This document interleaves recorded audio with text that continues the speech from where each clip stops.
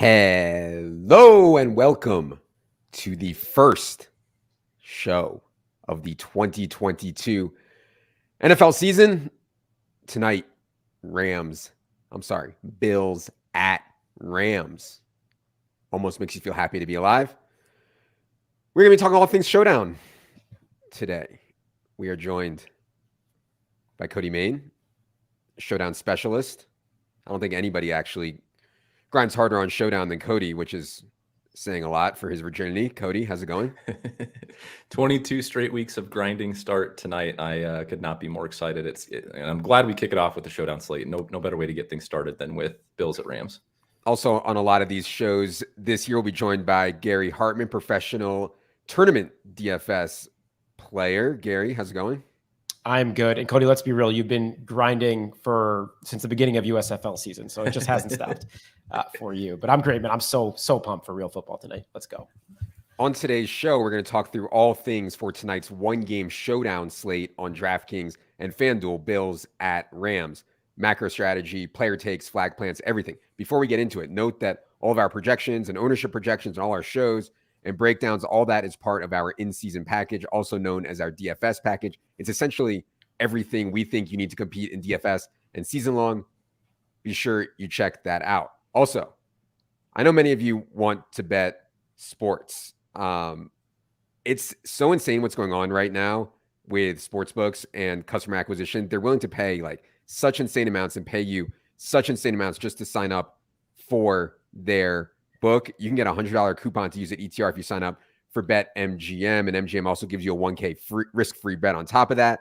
And then they also have a bunch of off-market lines. We can beat them in props. It's just a wild time to be a sportsbook customer. I think you're at risk of being limited, of course, but that doesn't stop you from getting your $100 coupon, use at ETR, and get a 1K risk-free bet. Like, this stuff is not going to last long for books, so check it out.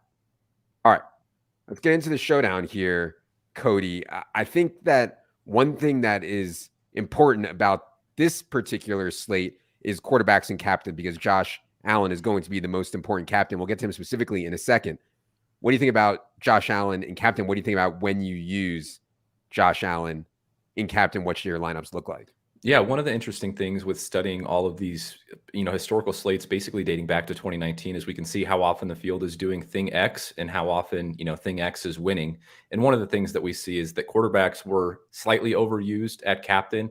And that, obviously includes the traditional pocket passers, doesn't include just the true unicorns like Josh Allen. But when they are optimal, the field is still not using 2+ pass catchers with them nearly enough. And so that's one edge I think that we can get tonight, right away in this game, especially with a Josh Allen type that is going to rush quite a bit, is going to pass quite a bit as well. But I still think the field is underestimating how many of his pass catchers he's going to bring along with him when he is the optimal captain. So love that from the jump. Like, if I can eliminate a big portion of the field that is just single stacking with Josh Allen, and I can load up on 2 or 3 of these Bills wide receivers, I think that's a good starting point for a lot of our large field lineups. You mentioned in the macro article, which I encourage everyone to read, it is free up on the site right now, how to win large field GPPs. There's difference when games are expected to be really high scoring. That's what we have tonight, a game with a total around 51, 52, expected to be really, really high scoring. How do you think about adjusting lineups in these games where we think at least it's going to be really high scoring? The cop-out answer is that it's still a slate by slate basis in terms of looking at which positions are going to be most successful and which lineup constructions are going to be most successful. And unfortunately with this one, there are a few outliers where pricing was set so early that there are a few pricing just straight up misprices on this slate. So I think that will skew the data a little bit. But the one thing that really stood out to me in these high total games, which I considered anything that was one standard deviation above kind of an average NFL total, which for us is right around 51.5. In these types of games, like, running backs get way underplayed relative to how often they're optimal. And that might not be the case tonight with the messy backfields that we have, but the field really gravitates toward wide receiver captain for good reason and quarterback captain for good reason. So it will leave running backs, if you can talk yourself into some of these guys tonight, it will leave them extremely low owned. Yeah, we'll get to running backs in a little bit here. Last thing from a macro perspective, I wanted to ask you, one of my favorite things that we've added to this article is projecting what the field will do in terms of roster construction. Now, what the numbers that you see here, 1-5 means in a 6-person lineup on DraftKings, 1 from the favorite, 1 from the favorite, 5 from the underdog, 2 from the favorite, 4 from the underdog, so on and so forth. You can see what the field is likeliest to do. We are projecting the field likeliest to be on 3-3 combinations tonight. But as let me make sure I'm reading this right, Cody. Yeah, you got it. 2 Bills for 2 Bills for Rams, we are projecting to be far less owned than the opposite, right? And so what do you think about all this stuff here for tonight's slate, Cody? Yeah, exactly. And there's been some line movement on this one, which makes it even more confusing because the Rams, I think, opened at -1, and now it's Rams +2 or +2.5 the last I had looked. So Adam's right. Yeah, 2-4 would indicate 2 Bills in a lineup and 4 Rams. And as we'll go through position by position with the way the salaries shake out, there's so many of these cheap Bills guys that I think are going to get jammed in. And I know there's some of the cheap Rams guys too, now that Van Jefferson has been ruled out, but people are really going to gravitate towards that construction that heavily favors the 4-2 roster construction where you can jam in the Josh Allen, the Stephon Diggs, the Isaiah McKenzie, and then go back to the other side with somebody like Cooper Kupp or Allen Robinson. And in these close spreads, pick'ems to 3 points to 4 points even, the field really feels comfortable with 3-3 construction because they think the game's going to be close scoring. They don't think that blowouts are likely, so you can really get nice leverage on stuff like 2-4 or even something a little bit more wild like 5-1 where you just load up on Bills, get kind of that onslaught mentality and just bring it back with 1 Ram. So I don't ever entirely rule out like a single lineup construction just from the very beginning, but just know like in your 3-3/4-2 lineup constructions, you're going to be eating into a little bit more ownership. Yeah, certainly the Bills onslaught 5-1 Bills and also 2-4 the other way I find interesting, at least, especially for the large field stuff. Gary, when you're thinking about large field, the lotto, as we like to call it, the ones where you put up a little bit of money and try to win $1 million. How do you think about these kind of different constructions? Can we completely eliminate 3-3? That seems like a mistake to completely eliminate it to me. I think in games like this, where like you can almost say that this should be a pick'em from a spread perspective, which is crazy for almost a 52-point total. But I wouldn't fully eliminate it just because we do expect this game to be close. Obviously, the Rams at home, defending champions, and now are underdogs here, so I would expect it to be close. But I would want to make my portfolio of lineups to be, I'd probably try to cap out my 3-3s at like 15%. And I would be, forcing in a good amount of 1-5s, 2-4s, over the field for sure on the 1-5s, which we always do. We talk about that, almost on every Showdown slate to make sure you have some exposure to there. It's a great way to get unique right off the bat. Yep. Okay. I want to get into some player takes here. The first thing that you're going to notice when you start looking at player takes is that Josh Allen is not the most expensive player on the slate. We do have him for the best projection by a significant margin, 5 points, but he's not the most expensive player on the slate. That is going to lead to an incredible amount of Josh Allen captain ownership. We have 19.7 percent projected here for captain on Josh Allen. I think if I was playing cash, which I might, I'm not sure, but if I was playing cash, I think Josh Allen is a no-brainer captain in tournaments. It is another story. Cody, how do you think about high owned quarterbacks in captain? It's tough to say that the pricing was egregious when Cooper Kupp is on the slate, but it is kind of egregious that Josh Allen's $400 less expensive than Cooper Kupp. And I think that is going to drive ownership. We have it pretty close between he and Kupp now, but I could see us coming up a little bit on Josh Allen captain ownership as we get a little bit closer to lock here. But the way that I'm thinking through it is I'm not going to have a duplicated lineup or a heavily duplicated lineup just because I play a chalky Josh Allen at captain. So I think I'll still have plenty of exposure there. For someone like him who is, true unicorn, has a goal line rushing role, is going to run quite a bit, is on a pass first offense as well. I still want to have plenty of exposure to that because I think that those guys are more optimal than they're owned more often. I'm just going to be really cognizant of the lineup that I'm building around Captain Josh Allen. So that will include things as we'll get to pass catchers, but I think having a Captain Josh Allen lineup that does not include Isaiah McKenzie is a good way to get different. Pairing him with 2 or 3 receivers and one of them not being Isaiah McKenzie is a good way to get different. So you're starting to get into some of these pass catchers that will carry lower ownership naturally. So it's tough to just completely rule out a guy, even though he might push 20 to 25% captain ownership. I mean, the way that it's set up with Josh Allen being underpriced and also Isaiah McKenzie being egregiously priced, like you can see where a majority of lineups are going. I think lineups that include Josh Allen and captain almost can't include Isaiah McKenzie if you're playing for first place. What do you think about that, Gary? And then what do you think about Stafford tonight? he's going to be way, way, way less owned than Josh Allen, I think with good reason from a projection standpoint. But obviously Matthew Stafford has huge games in his bag also. Yeah, well, I think you hit the nail on the head with Allen, all of you guys. Like, I'm not fading it at all. The ceiling is too high, but I do think 2 to 3 pass catchers is the sweet spot for Josh Allen. That don't include Isaiah McKenzie. I would be also willing to include Dawson Knox in that group, as well as potentially a James Cook, as a way to get different with your Allen stacks. Stafford on the other side, it's hard. I don't want to get too cute with my captain selection tonight, because I really think about from large field selection. I really think about just ceiling. It's all I'm caring about is ceiling. I don't want to get too cute. I want to think about the range of outcomes, who actually has a ceiling to be worthy of that captain spot, especially in a game like this where it can really shoot out. So obviously, as one of the quarterbacks in this game, Stafford's in consideration, but I think you almost have to bring 2 pass catchers along with him. If he's going to get there, it's almost a certainty. So I think we got him for around 8.5% captain ownership. I think I'd actually come in slightly over the field on that, just to, I think it's a little bit of a leverage spot, given that he is one of the 2 quarterbacks in this game on a 52-point over under. But I don't love it compared to some of these other ceiling plays on the slate.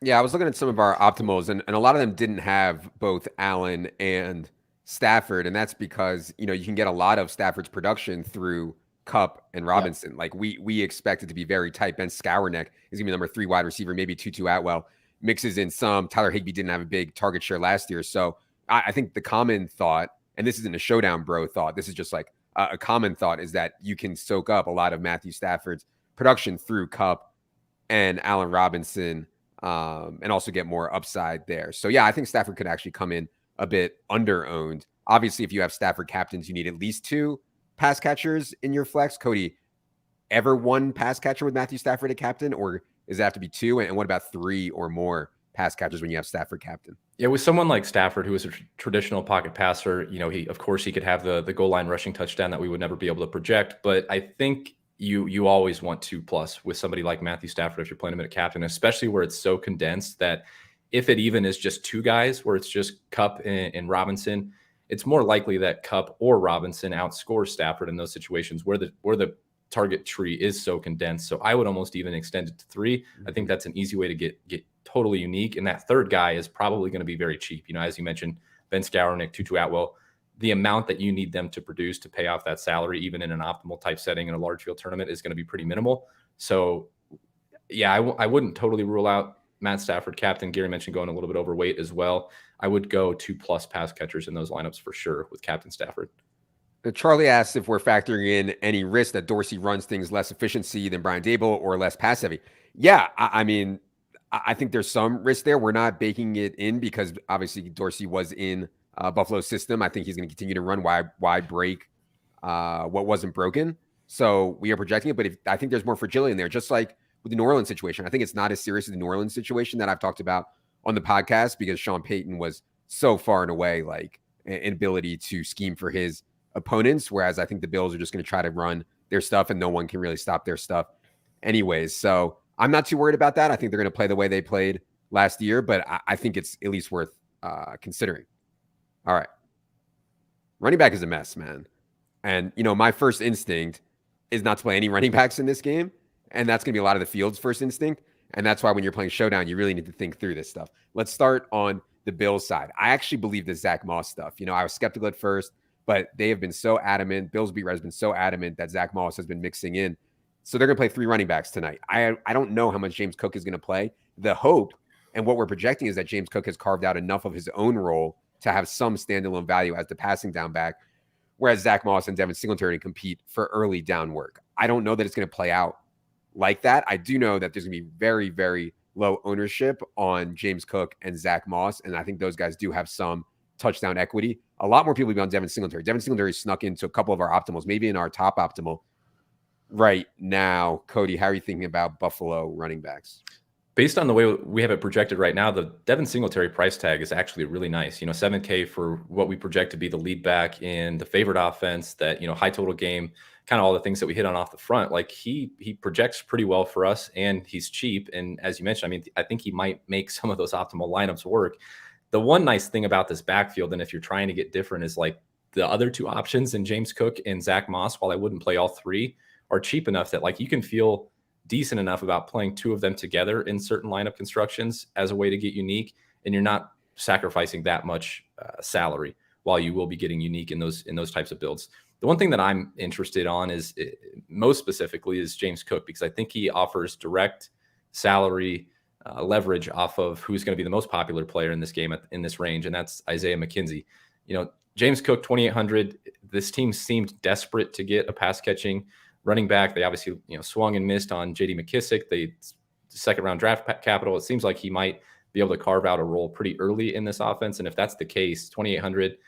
Going to come in a half or even less, maybe a third of the ownership is someone like Isaiah McKenzie, and could make those Captain Allen teams work as well. I think I'll have some interest in James Cook if that ownership holds. Yeah, that's really, really interesting because everybody's going to have Josh Allen, captain, and Isaiah McKenzie in flex. James Cook is just like a really simple pivot down there at the similar price point. Gary, what do you think about anything on Buffalo? And then let's go to the Rams, where I'll give my take on the Rams, but you go ahead first. Gary. Yeah, I'm pretty terrified of the Moss Singletary plays. People haven't been able to run on the Rams in like 3 years, and they just got Bobby Wagner. If we're talking about it from that perspective. Plus, obviously there's a chance that Dorsey and McDermott are more conservative without Dable there. But if I am to pick one, it is Cook, even though they the offseason stuff on Cook hasn't necessarily been as appealing as we might have hoped after the draft. Like, we were hoping a real large role. Obviously they spent meaningful draft capital on him. He'd be the guy because I like pairing him with Allen as that direct pivot.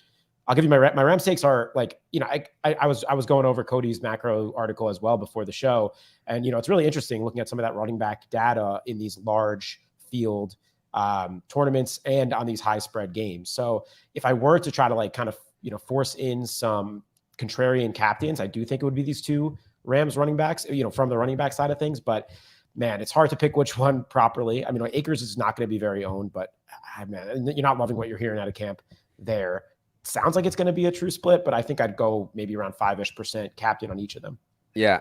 My Rams take is that we don't know. Like, Sean McVay has a long history of riding one back. Even last year when Cam Akers came back for the playoffs in the Super Bowl and he was like hobbling around out there, essentially couldn't do anything, they still stuck with Cam Akers the whole time. So I could see it being like 80-20 in favor of Cam Akers.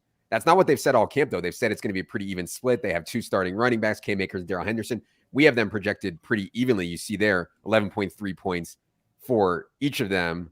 Obviously, Darrell Henderson is way cheaper. So I don't know, man. It's hard to click Cam Akers at 8K when there's so many other guys that we want to play in that range. He's more expensive than Gabe Davis. You're getting up towards the Steph Diggs range and stuff like that. And so it's hard with all these stars in the game for people to click Cam Akers. I actually think if we're off on ownership, Cam Akers will be less than that just because people are trying to jam in so many studs. But again, this is like the game theory bro stuff. I don't think any of the running backs are really particularly good plays on this slate, but nobody else does either. And that's why they're likely good, especially in the lotto, good plays.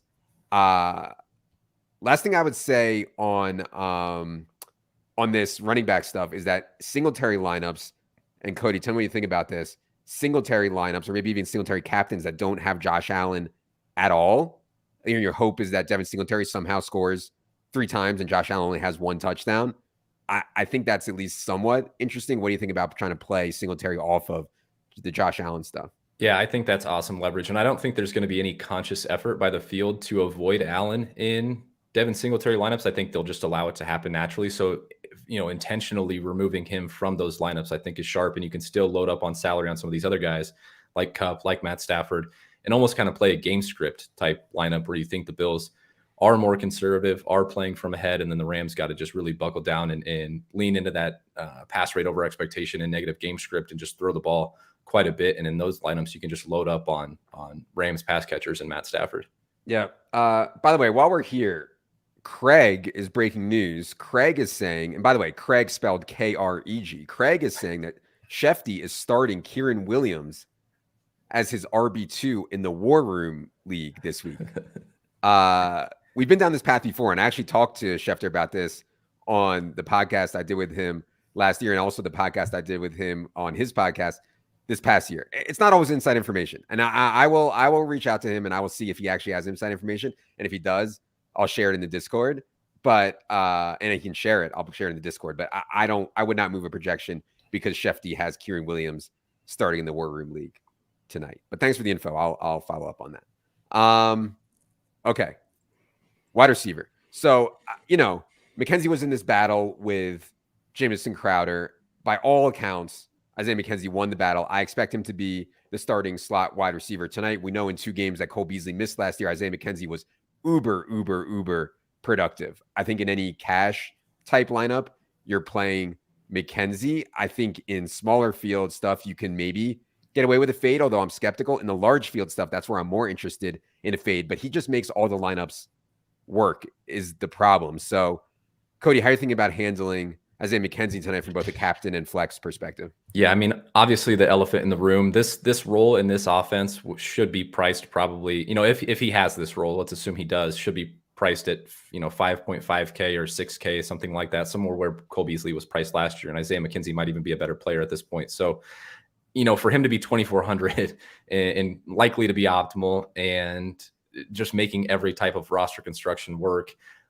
it's tough for me to just go out and say I'm going to avoid it because a player is going to be high owned in a vacuum. I just think that if you are playing McKenzie, and I hand raised, I'm going to have a ton of him tonight. I think you need to be smart about the options you're pairing around him. You can do something as simple as max 1 of Josh Allen or Cooper Kupp in those lineups. You can really get different right away from the jump there, or you can even set rules and optimizers like if Isaiah McKenzie is in this lineup, I need to have at least one player less than 5% owned or 10% owned or whatever you feel comfortable with. But we've seen this happen a few times where DraftKings releases prices early. There's either an injury or a role change, and a player is just way too underpriced. And that even gets more outsized on showdown slates where the salary range is wider. And you can still get unique in these lineup constructions that have a 40% owned $2,400 player. You just need to be smart about the other things you're doing around that player in that lineup. Yeah, I feel like this is the GPP Bro question of the slate, Gary. So I'll let you answer as well. How do you think about Isaiah McKenzie tonight? He's a fade for me in the flex, but I'm curious, Cody, if you think it's smart to play him in captain, because he's only coming through with 5% captain ownership. So to me, if I were to get my McKenzie exposure, I almost think I would like force around the field on the captain side of things, or a little bit over the field and go that way. But yeah, I mean, I'm not playing him with Shakir or Crowder, and I'll be under the field. I just think I have to be. I'm not fully fading though. Well, I would also say that I think we could be low on McKenzie ownership here. I mean, everybody who's hand building is going to have McKenzie, I think, just because he makes. I think we're low. Yeah, I mean, he just makes everybody fit. So we have 37% total ownership. I would not be surprised for that to be over 40 for sure. Right, for sure. Yep. And we'll go ahead and rerun that and everything before lock and get it all cleaned up. But yeah, I mean, be thoughtful if you're playing Isaiah McKenzie for sure. Also on the Bills side, everybody wants to talk about shadow. Aren't you worried about Jaylen Ramsey shadowing Steph Diggs? So Jaylen Ramsey has played this star role, I guess they call it, over the last, year or so. It doesn't mean he shadows. It doesn't mean he doesn't shadow. It doesn't mean he does shadow. He kind of just like roams around, and sometimes he shadows part of the game. Sometimes he doesn't. I think he'll see Steph Diggs. They'll probably try to get Ramsey on Diggs for like 50% of the routes today or something like that.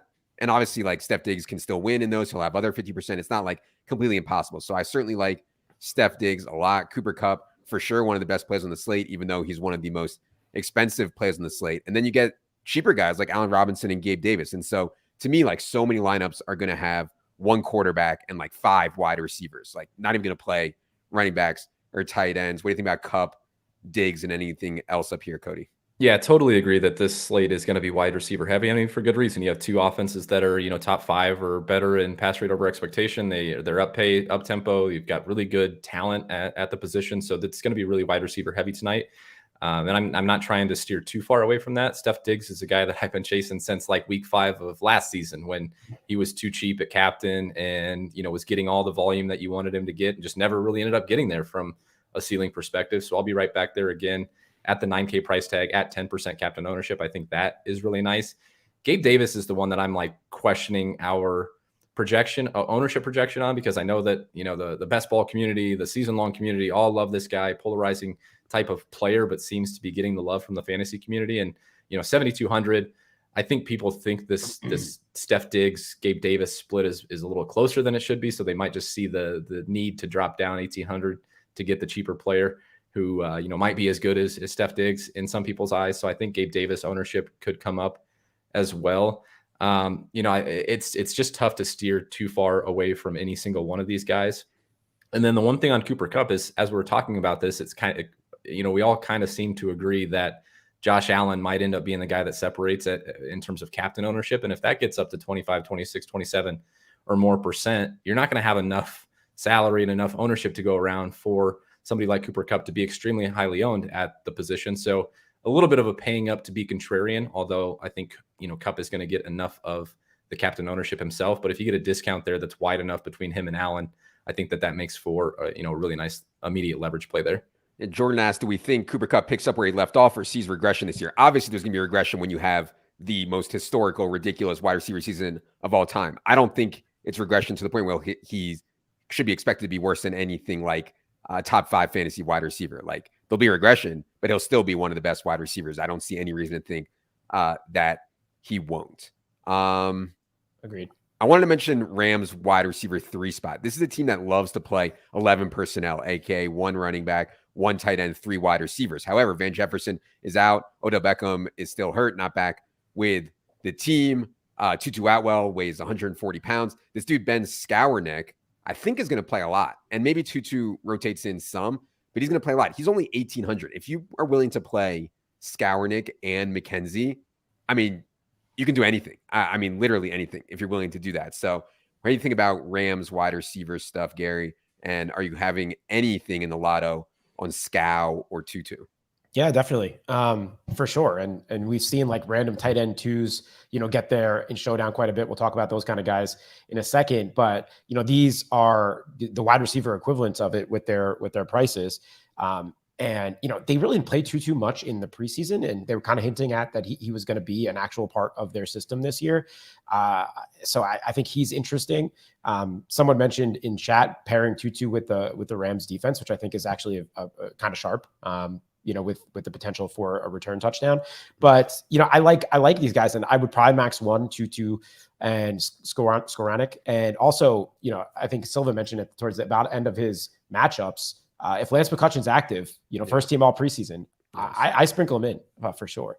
The guy's good, and he's $200 also. So max 1 of that group for me, but I want plenty of exposure.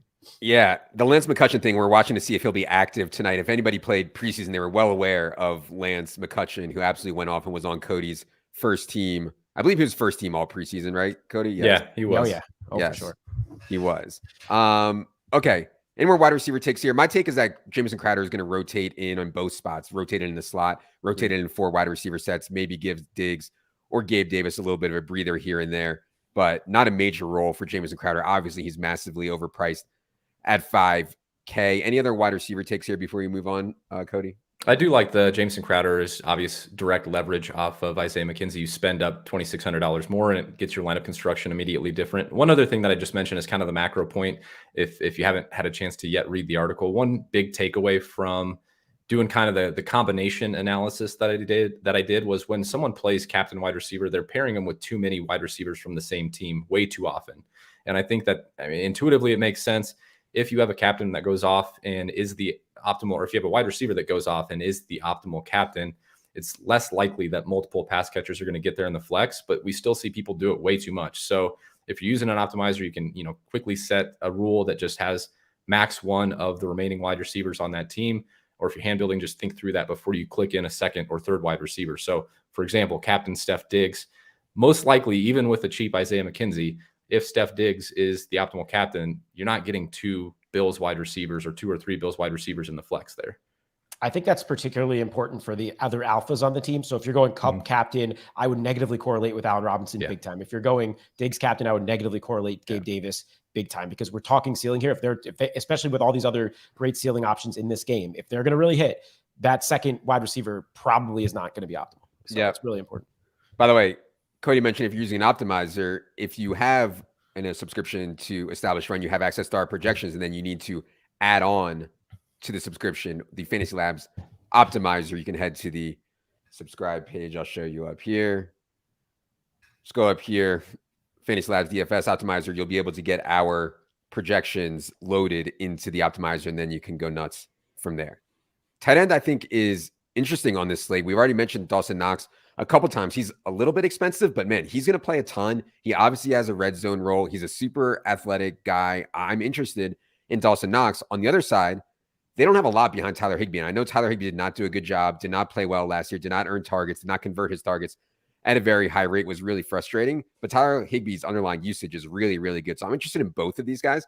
I don't think I have an interest in anyone else. A lot of times in these showdown slates, you can sneak in like a second or third tight end and pray he gets a touchdown at really cheap. What do you think about the tight end guys tonight, Cody? You know, I'm really interested to see where this Dawson Knox ownership comes in, because I think we're pretty low relative to his expectation last season. I mean, on average in primetime showdown slates last season, Dawson Knox was owned 34.05%. And we have, we're projected right around 20%, slightly under 20%. But the price tag's just really tough on this slate, given some of the cheap options, given the guys at the high end. I think that this kind of mid-tier here with Knox and Higbee and some of these other receivers might get squeezed a little bit.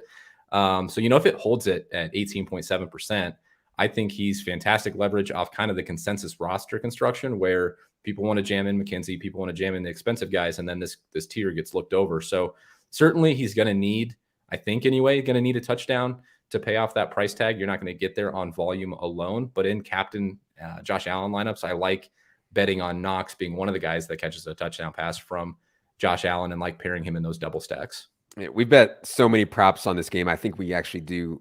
We have a Dawson Knox under, but that is a mean median thing, and that's not speaking to Dawson Knox's ceiling, which I think through touchdowns is actually really high.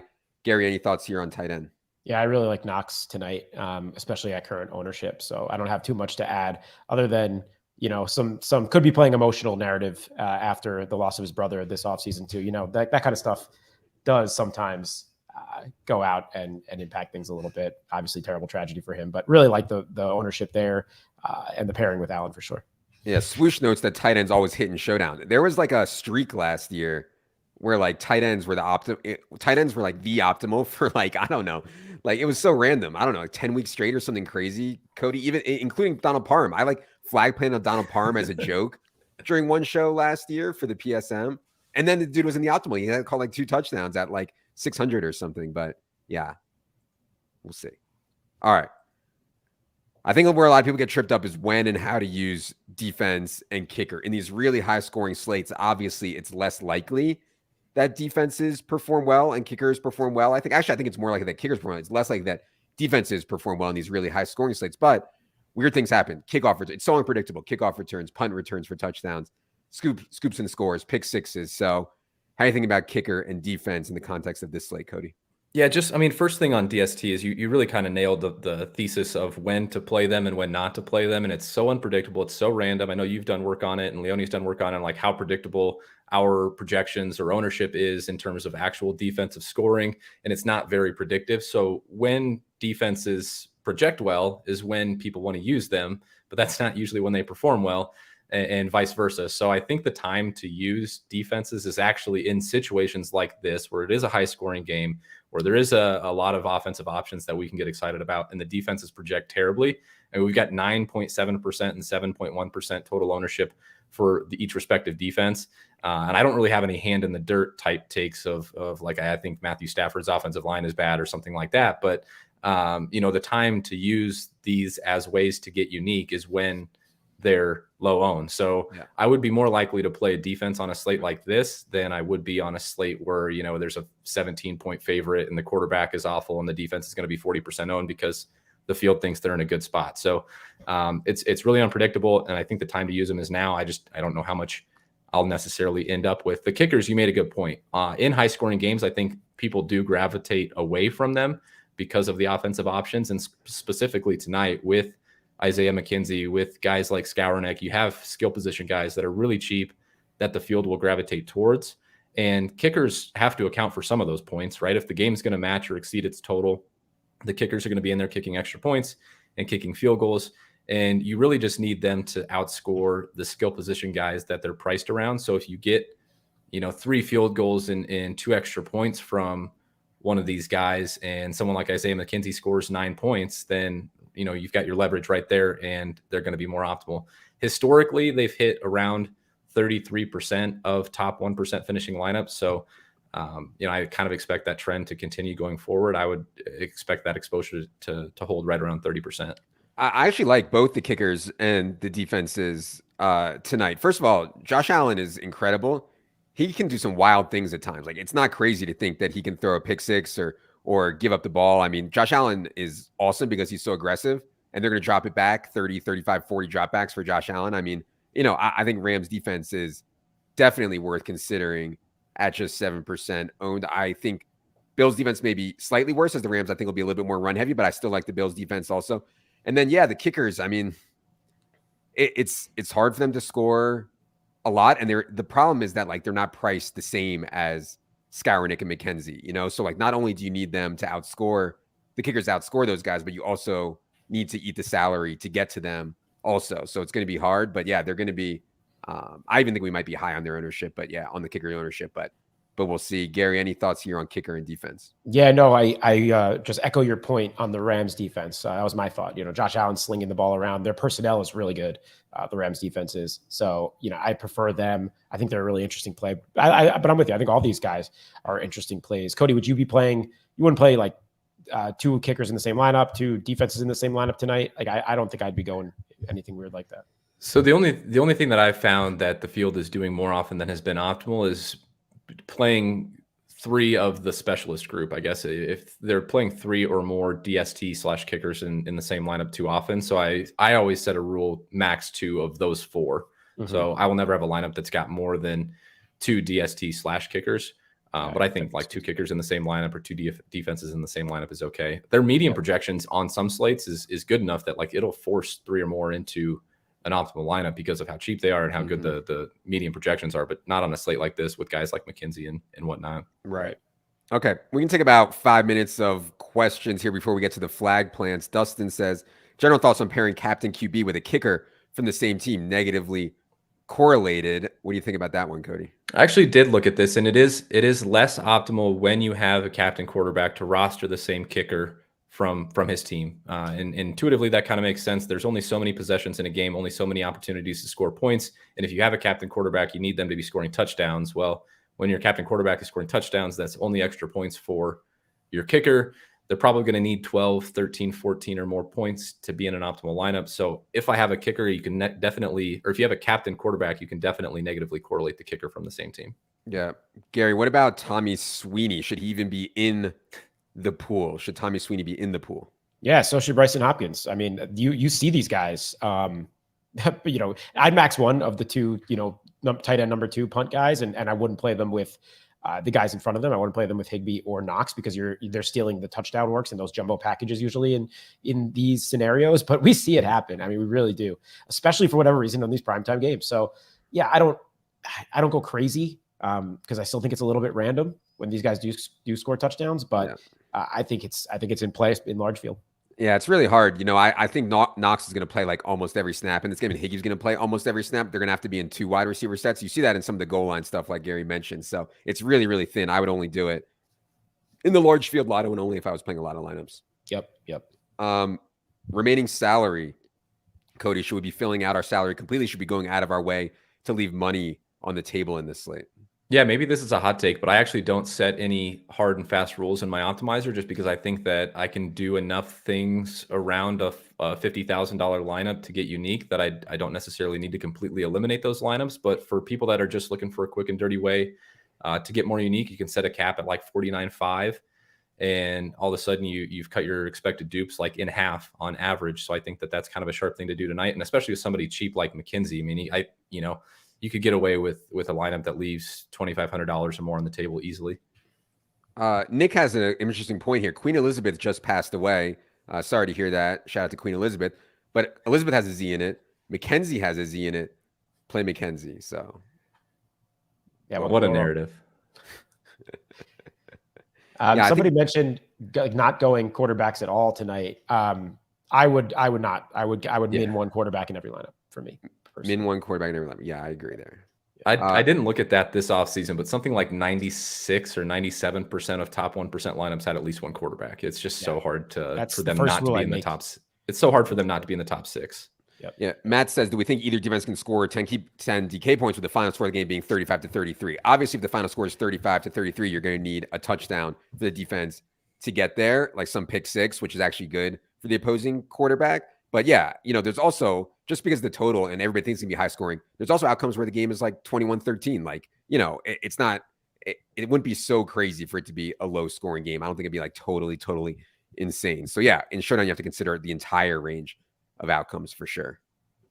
Josh Allen and Rams defense in the same lineup. What do you think about that one, Cody?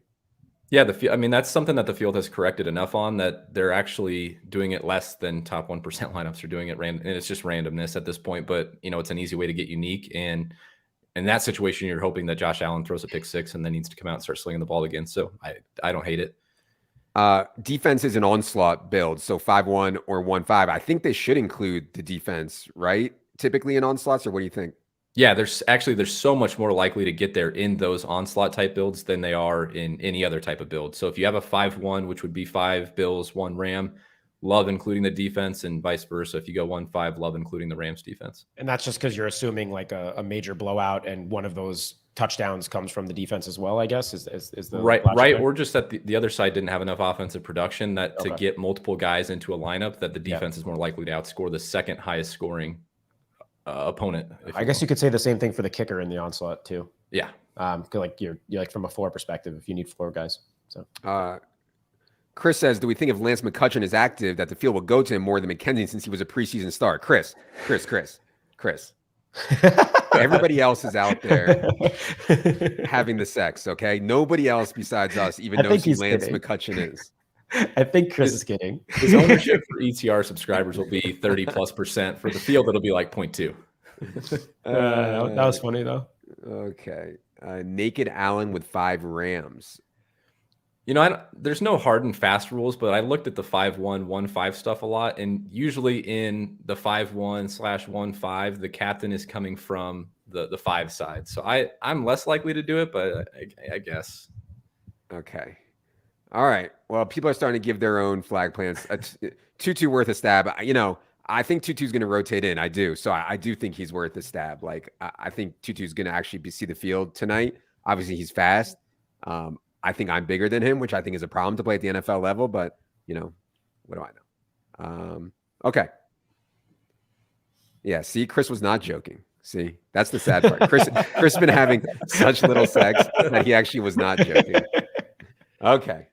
Anyways, nobody watched this. They just want to know the flag plans. We'll go ahead and reveal the entire table here. The board is yours. I'll start with Cody if you're ready. Flag plan for tonight's season opener. All right, man. I've been chasing this guy seriously since week 5 of last season when he was on a Sunday night game with the Chiefs. He was way too cheap then. I still think he's too cheap now. Complete volume hog. Emmanuel Sanders is gone. Cole Beasley's gone. Gabe Davis is stepping into a role, but I think it's still Stephon Diggs alpha season. Hopefully the field is a little bit more concerned with Jaylen Ramsey shadow coverage than we are. I think the 10% ownership at captain's going to hold. I think Steph Diggs is the optimal captain tonight. All right, Steph Diggs. I hope so. I was taking so much Steph Diggs in best ball when it got to me in pick 7, 8, 9 or so. Gary, go ahead. Yeah, I actually agree with that take. I didn't get to comment much on Diggs during the show, but I like him more than Kupp at price and ownership for sure tonight. Really like Diggs. And also, Cody and I just drafted him in a main event team, so we love Stephon Diggs. Perfect. But I'll stay in the same pass catcher group. I'll go Dawson Knox with my captain. If our ownership right now is correct, I love him for tournaments. I love coming in higher. I don't mind sprinkling him in at the captain at 3% ownership. We could definitely see, there's multi-touchdown games in his range of outcomes almost weekly. And tonight, I don't think is any different, despite the fact that the Rams have a strong D. I'll go Dawson Knox. All right. Charlie chimes in. He says, Akers captain, flag plant, let's ride. I mean, that's one where you just like close your eyes, try not to puke, and just be like, nobody else is doing it. And he's a starting running back on a really good offense. Yep. Akers flag plant, Akers captain. I'm not doing that, but I like where Charlie is thinking. Jacob says, Adam, does the no sex rule start now for all employees? They need to get final pumps in today before game time. Buddy, nobody at ETR has had sex in months, okay? Don't worry about it. And it's not always by choice, okay? I can attest to that. Yeah, okay. All right. I am going to go for my optimal flag plant on a guy who, I mean, how can I not flag plant? Shout out Penn State, because this was an outrageously good wide receiver at Penn State. Underlying metrics in Jacksonville were awesome. Went off, goes to Chicago, and gets into this vortex of a mess. And now everybody thinks Allen Robinson can't play because he was with the Bears. This Bears organization is where people go to die, to have their careers die. Now he goes to play with the optimal, the most talent elevating quarterback in the entire NFL. I mean, do you think that Kenny Golladay is good, or do you think Matthew Stafford is what made Kenny Golladay good? I mean, Cooper Kupp was a fine player. He turns into the best wide receiver of all time with Matthew Stafford. I think Matthew Stafford can have a similar impact on Allen Robinson. And when you go to Penn State, you always have the most heart, okay? I know Allen Robinson didn't show it last year, but you got to have the most heart out there. And so Allen Robinson, optimal captain tonight. Shout out Penn State. All right. That's going to do it. This was fun. Good luck tonight. We will be updating projections and ownership as it gets closer to lock here. Be sure to check that out. And we continue to work on all our stuff for week one. Main slate Silva's matchups are up. I'll be on Friday night for subscribers, myself, Silva, and Wiggins, talking through all angles of the week one main slate. Also, if you play DFS tournaments, Drew Dinkmeyer and Mike Leone Friday at 5:30. Normally that show will be Saturday, but this week Leone's actually in Vegas for some high stake drafts. So he's requested Friday at 5:30 for Establish the Million. That'll be for subscribers only. Also, be sure you have your subscription all set up. For Cody. For Gary. I am Adam. Good luck in the season opener.